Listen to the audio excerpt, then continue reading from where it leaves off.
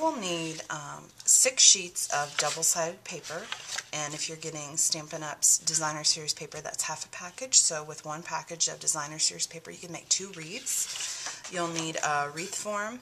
This one, I believe, is, I think it's, yeah, a 10-inch, and obviously you can adjust that as you like. You just will need more or less paper.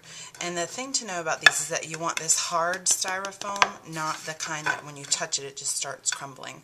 I think usually the harder stuff is green and the not hard stuff is white, but I'm not certain on that. And then the other thing you're going to need is your bone folder and some straight pins. And you're going to be best off if you get the kind that just have the little metal head, not the ones with, you know, cute button ends or little plastic balls in the end. So to begin, you're going to cut your paper into 1/2-inch by 12-inch strips. So cut off 1 strip that's 1/2 inch, and then what you want to do is test it. This paper seems to curl better one way than the other, so you want to figure out which way that is. So just take it at the halfway point and curl it just like you were doing Christmas ribbon. Now this one curled really well, so I'm going to keep cutting my paper this direction. If I got one that didn't curl so well, then what I would do is turn it this way and cut one and test it again. And then you're just going to cut it whichever way happened to curl better. So just continue and cut this into 1/2-inch strips. And you're going to test each of your 6 pieces of paper like I just showed you. And you're thinking, oh my gosh, it's going to take a long time to cut all those strips. It really doesn't, because you just kind of get in a groove and you'll probably be done in, I don't know, 10 or 15 minutes. So that's what you're going to do. Here are all my strips. This is 6 pieces of double-sided paper cut into 1/2-inch strips, so they're 1/2 inch by 12 inches. And then what I like to do is take these strips in my bone folder and turn on one of my favorite TV shows and just get a big bowl or a basket and sit there and curl them while I'm watching TV. And once you do that, here's some that I curled already. So I'm going to get these all curled up, and then I will show you how to put it all together. Here are a whole bunch of these curled. And the other suggestion I would have for you is, because they are double-sided and you want to spread each of the colors, like this is the Deck the Halls Designer Series paper. So it has artichoke, cherry cobbler, some suede color, some espresso, some different colors like that. You want to have about an even number of those colors throughout your wreath. So what you may want to do is curl about half of them and start building on your wreath, and then as you need a different color, you can go ahead and curl a few and then put them in, and then curl a few and put them in. So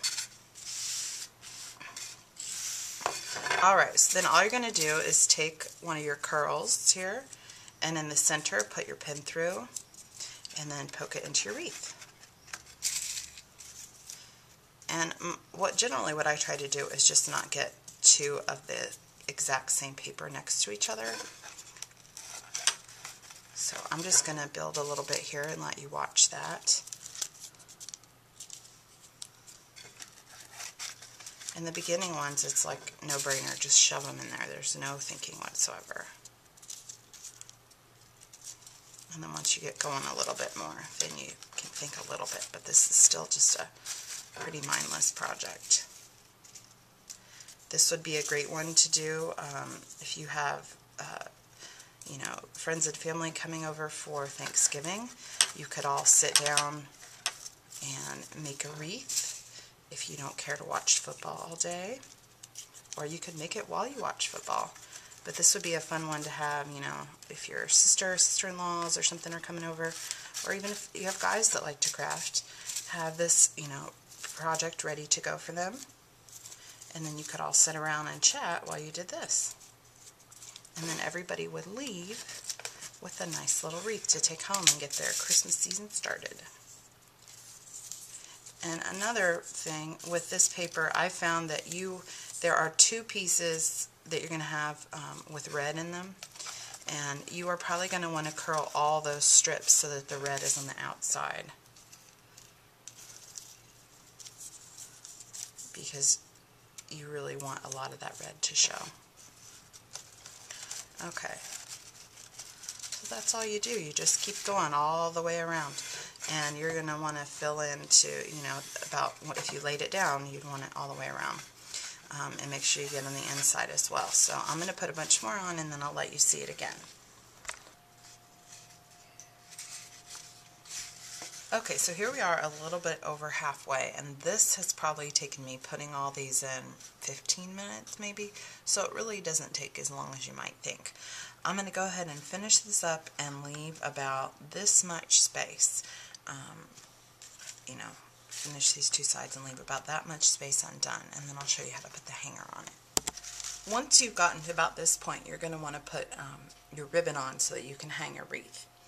And this is a piece, it's 32 inches long of the red, cherry cobbler seam binding. And those of you that haven't seen this, this is nothing like seam binding if you sew. It's more like a gauzy ribbon. So, just thought I'd let you in on that. So all you're going to do then,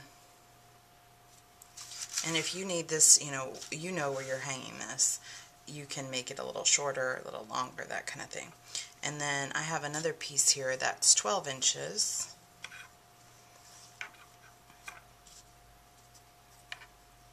And just tie it around like this. And pull this tight.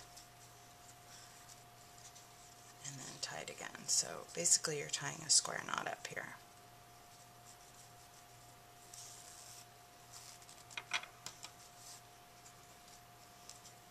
And then you can trim these, and this you're going to tie into a bow. And I think I would revise these measurements a little bit and go with about 30 inches and 14 inches. And you can take your time and get this pretty, but then you'll have a bow and a place to hang it, and a little bit will stick up right here. Then all you're going to do is go ahead, and once you've got this on here, finish out around here and look for any holes on the inside and the outside and this, all around, and go ahead and just finish adding them. Okay, so here is my wreath totally finished, and here's the little hanger. And again, this probably didn't even take me, I'd say it took about an hour, so definitely doable. And then I wanted to show you, here is the one, this is another one, this is with the Jolly Holiday paper. Sorry for the sun streaks, I need to get some curtains apparently. The time change has shifted things just enough to get a glare. But, this one really is really more on the cutesy side, and then this one is more on the elegant or vintage side, and it works great for both of them. I taught a class on this last year, and I had customers then say, oh, I'm going to make one for Halloween, I'm going to make one for Easter, I'm going to make one just to hang in my kitchen that matches the colors, just to have a wreath. And as I was just making these now, it dawned on me, this would be great for a wedding decoration to hang on the ends of the pews, like the elegant soiree paper. I know those have very popular colors with the pale kind of turquoisey blue and the browns and the creams. That would be gorgeous. And I think if you will come back next week on Watch It Wednesday, I'm going to show you how to add even a little bit more to this to make it even cuter. Have a great week.